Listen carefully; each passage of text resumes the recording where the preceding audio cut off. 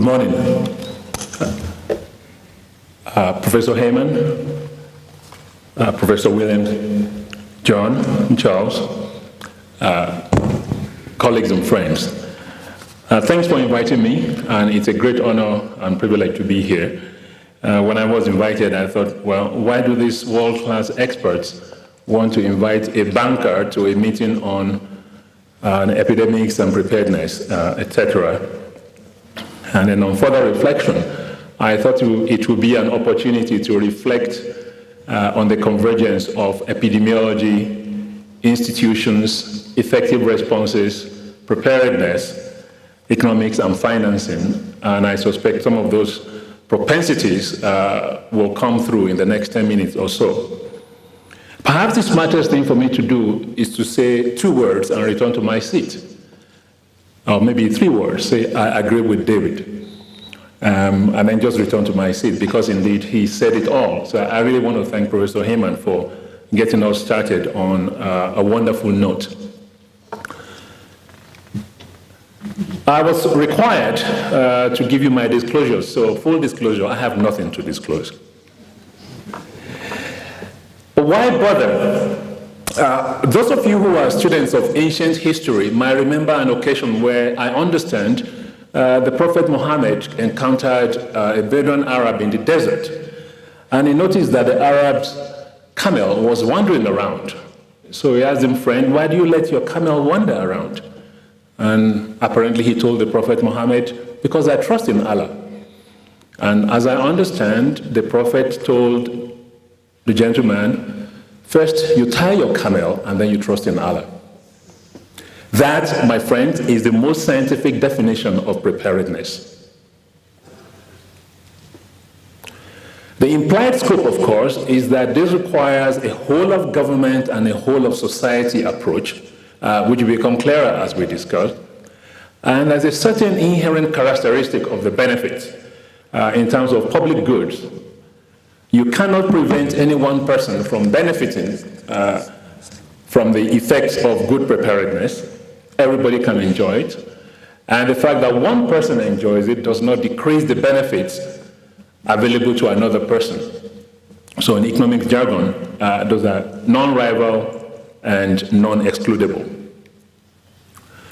But why bother? I'm not going to read this out because I know everybody here can read. But I really invite us to look at the cost of response and recovery in all their ramifications. I was in Liberia just a few weeks ago and in Sierra Leone last year, and it's still very evident that while the Ebola outbreak there is over, the systems are still reeling from the consequences of that devastating outbreak. I also invite us under social impact to think through the erosion of trust in institutions, because these are things that we take for granted under normal circumstances. However, when things fall apart, when outbreaks spin out of control, when trusted institutions are overwhelmed and it seems as if they just cannot cope, or in fact when they just cannot cope, then it's eminently sensible for the average citizen to ask, well, is my government actually worth it? And we saw this happen in real life. So that erosion of institutions is not to be taken lightly. All of this, of course, come on top of the direct and indirect losses of productivity, the loss from travel or transport bans. You will remember that during the height of the West Africa outbreak, if I remember, some East Asian carriers stopped flying to Kenya and South Africa, even though if you look at your map of Africa, you see that Guinea is actually not close to South Africa. But that is an epidemic of panic as well, and so on and so forth. And these things also tend to exacerbate pre-existing inequities in societies across gender, across age groups, and of course, across wealth categories. Now, this is a quantitatively inclined audience, so I know you're just itching to get your teeth into the numbers, okay? That's all very well. There are various estimates out there, some of which come from the World Bank itself, And my unbiased perspective, of course, is that whatever comes from the World Bank is eminently true, and you should just believe it without questioning. But the thing to really note is the following. Lack of preparedness is very, very costly. I think that really is the important thing to know. And so if you had a very severe pandemic like the 1918 influenza pandemic on which David started earlier this morning, you might be looking at wiping out 5% of global GDP, and that is stunning in itself. And of course, you can see some more details there. Now, take a moment to reflect on these charts. The red lines show you what the situation might have been in the absence of the West Africa outbreak, the West Africa Ebola disease outbreak. And the blue lines show what actually happened. And that delta there is the loss. And that at that time was the estimated cost, the economic impact of the Ebola outbreak. So this runs through the whole of society, and this is where preparedness is important. And I want to implore all of us in our conversations with our ministries, in our conversations with our prime ministers, in our conversations with our ministers of finance and directors of budget, these are the kinds of things we need to share with them. It is not sufficient to say 5,000 people died or 5,000 people are likely to die. That's important. That's very, very important. It's not sufficient. I think it's important to communicate in a language that they understand if we really want to get their attention in a way that works.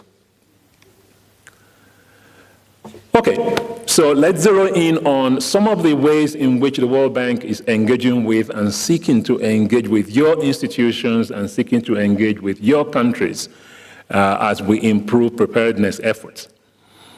The IDA, the International Development Association, is the arm of the World Bank that provides credits and grants to lower income countries.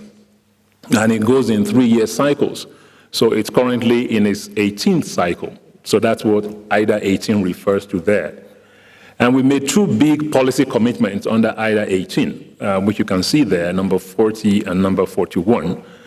Supporting at least 25 countries in developing their pandemic preparedness plans, and also in developing frameworks for governance and institutional arrangement. Essentially, getting started, getting serious, putting things in place to really ensure that there are robust frameworks, robust institutions for preparedness. So, where do we stand? So, of those 25 countries, 21 have now developed their pandemic preparedness plans. That was as of a couple of months ago. And you can see that they're all over the world, in Africa, Latin America, and the Caribbean, East Asia, and 1 South Asia country as well. So are we better off than we were 2 years ago? Yes. Are we where we should be? No. There is a lot of work to be done. So let me share with you some of the examples of operations through which the World Bank is supporting countries. And I will go over this fairly quickly. Details are available in the public domain on the website of the World Bank. One is the East Africa Public Laboratory Networking Project, which is actually self-descriptive there. And the intent is to build core public health institutional capacities in East Africa, and it's been operational since 2010. And you can see what it supports there, diagnostics and the public health workforce and research capacity, as well as the integrated regional capacity. These are the things on which this project focuses. Another one is the Regional Disease Surveillance Systems Enhancement Program, which we call the REDISE for short. REDISE is not a type of Swiss cheese, it's just a project. And this started in 2016, and we are now actually in the 4th phase. 3 of them have been launched, bringing in more and more countries, and the 4th phase is under preparation. And the intent here is to support institutions at the country level, but in addition to that, to support sub-regional networks. This is a crucial consideration. And so this The intent here is to enable them meet the obligations under the international health regulations to which David referred, and among others, and to contribute through that to disease surveillance, lab capacity, outbreak readiness, and human resources for health. So currently have some 11 West African countries there, and some of you here are working with and through the Redise project already in your countries. I see a few colleagues in the room already. And it's now expanding to include Central African countries. You can see the list there of those under Redise 1, 2, 3, and the 4, which, as I mentioned, is under preparation. Another one is the Southern Africa Tuberculosis and Health System Strengthening Project.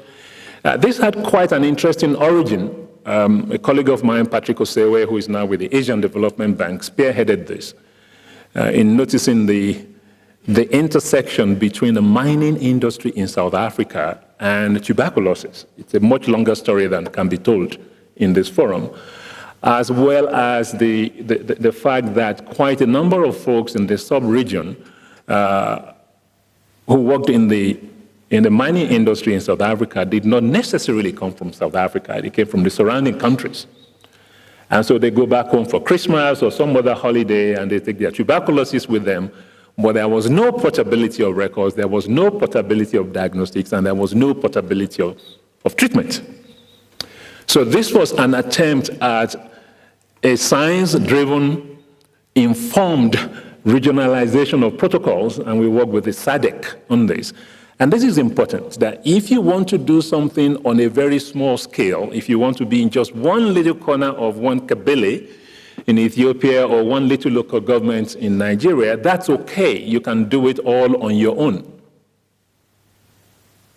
But if you want to operate on a large scale, then you have to work through the regional institutions. You have to work through and with them. Just as if you want to have a highly effective Africa CDC, then it makes eminent sense to have it nested in and working alongside the Africa Union, because then you get the enormous political leverage, the enormous credibility that comes with that. Secondly, is the importance of working across sectors, across ministries. In fact, in one of my last discussions in South Africa on this, the gentleman who had us to dinner was the Deputy Minister for Mining.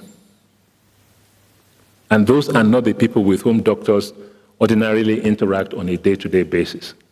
Third is the importance of interacting with the private sector.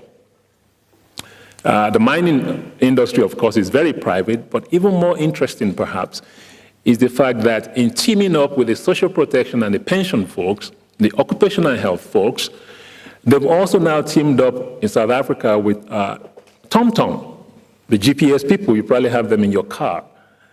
And working with TomTom, they've been able to locate a number of beneficiaries, the ex-miners who are entitled to some pension benefits or disability benefits, to within a few hundred yards. And this is how their benefits get to them.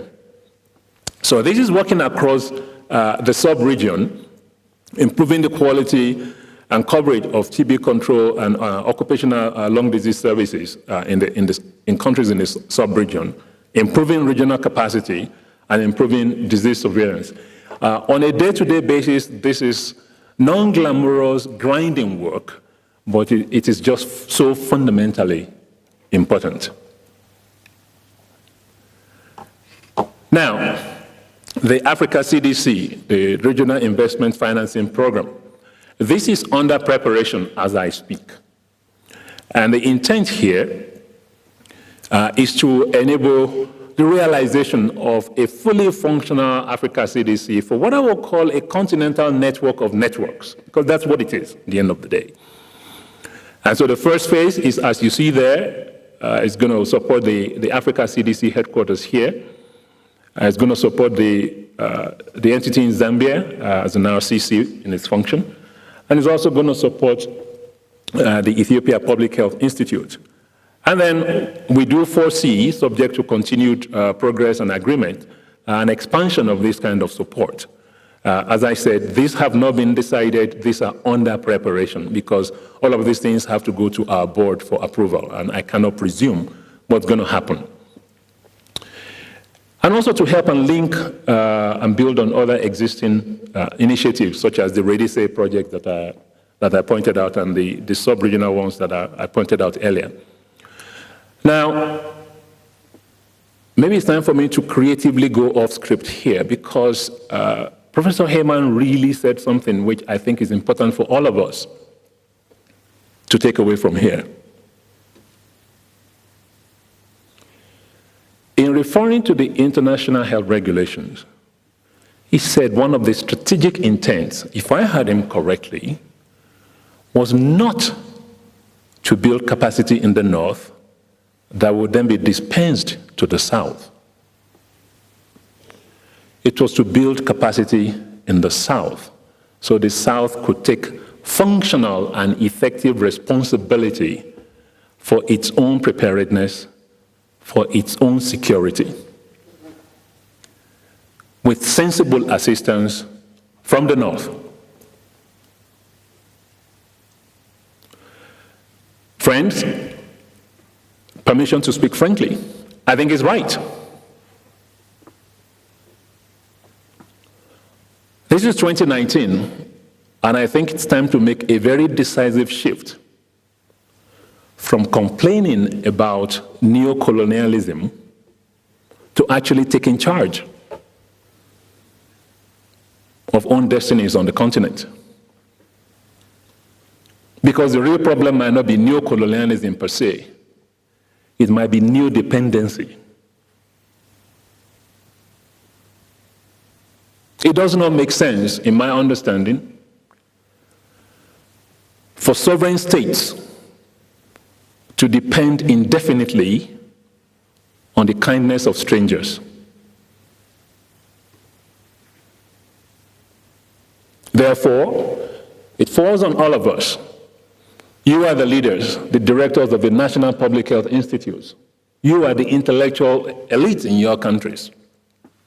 You are the persons who meet with the ministers of health, with the ministers of finance. You go to country clubs with your prime ministers and presidents. And the most telling measure of a country's priorities is where that country puts its own budget. So there must be something wrong if a country does not have a line item budget for its own National Public Health Institute. There must be something wrong if a country does not have a line item budget for its own national CDC. So I want to challenge all of us, as colleagues, friends, and professionals, to hold the country leaders accountable for the health, security, and preparedness efforts in their own countries. The bank also has some instruments to hedge against the threat of public health threats of potentially global consequences. Now, these are getting a little bit jargony, so I'm not going to dwell on them. For those of you who are aficionados of such jargons, I welcome you to amuse yourselves on the World Bank's website. These are actually very important instruments. We have something called the Contingent Emergency Response Component in each project now, increasingly so. What this is essentially is just a dummy component. It contains $0.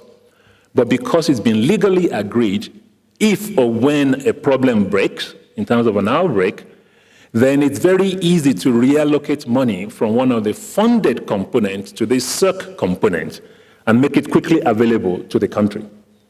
And in fact, I think the first place where this was used was for the Lassa fever outbreak in 2018 last year with our good friend, Dr. Chikwe here in Nigeria. And several other countries now have that. We also have used it in the Democratic Republic of Congo in trying to make money quickly available to combat Ebola there. Another one is the CAT-DDO, which is the Catastrophic Risk Deferred Drawdown Option. That's quite a mouthful, making it available for health emergencies as well. And of course, developing new tools such as the Pandemic Emergency Financing Facility. Now, what is the PEF anyway? It's basically an instrument to provide surge funding. There's a typo there. Actually, if I remember correctly, surge is spelled with an E at the end. So I guess the computer ate my spelling there. And these are the countries that are eligible. They are mainly the IDA countries, with two windows, the insurance window and the cash window. And it's been triggered in the Democratic Republic of Congo on both occasions using the cash window, because the threshold for the insurance window has not been reached in that sense. So looking to the future, what do we expect? And what will really promote the preparedness agenda and the preparedness work at the country, sub-regional, and regional levels? Probably the most indispensable are country leadership and ownership. And I just cannot stress those enough. Having heads of state, prime ministers, ministers commit to getting it done, having them commit to funding it, and having them take responsibility is key. Another is a set of institutions that work. And of course, you are the heads of those institutions. Those national public health institutes, those national CDCs that work, and as I mentioned earlier, that are on government budget. A third one is the importance of having effective and credible sub-regional hubs. It's a large continent. It's a very large continent. So those sub-regional hubs become doubly important because they might help in harmonization, standardization, interoperability, minimizing avoidable and wasteful overlaps, and minimizing avoidable and wasteful gaps among countries. I think that is very important. Fourth there, and one cannot stress this enough, is the need for an effective and credible Africa CDC, the continental network of networks. And here I have to salute the wisdom of the African heads of state who decided to establish the Africa CDC. And also I want to salute the courage of my friend and my brother, John Nkengasong, who took this on as the founding director. You all know that he's the pioneer who gets the arrows. John, thank you very much, and we all stand with you. I want to make a direct plea.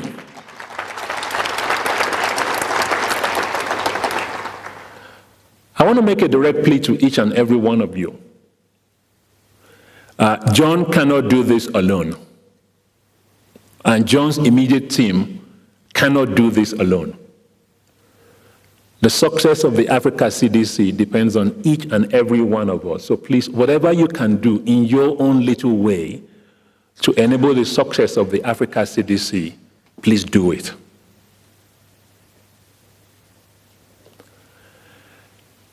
The local regional collaboration is very important. Refining, reaffirming, questioning, reiterating, sharpening our shared goals with scientific rigor and mutual respect remain very important. Transparency and public accountability are key. And frankly, there's nothing wrong with naming and shaming. Okay, we might have a league table that is publicly available of which countries and which national public health institutes are performing their functions and those that are not. There's absolutely nothing wrong with that.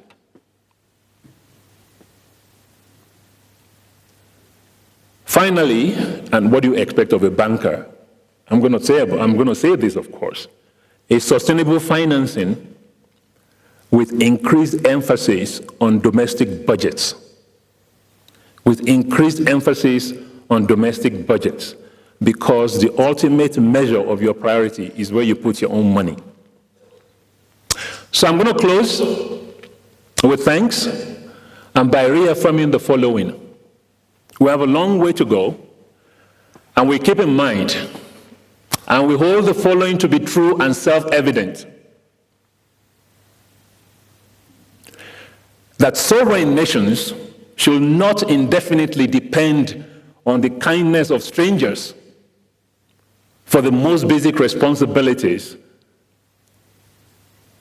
of preparedness, public health, and safety. Thank you.